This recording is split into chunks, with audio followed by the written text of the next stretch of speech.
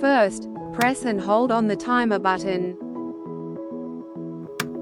When the hour time starts blinking, press on the arrow up or down button to set your desired start time. After that, press the timer button again to set the minute time. Press on the arrow up or down button to adjust the minute time. Press on the timer button once you are done, to set the end time. Repeat the steps from before to adjust to your desired end time.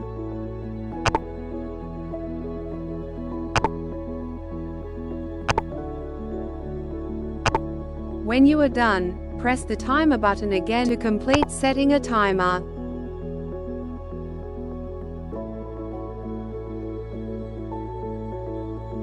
To cancel a timer, press on the timer button until the clock hour and timer on icon starts flashing.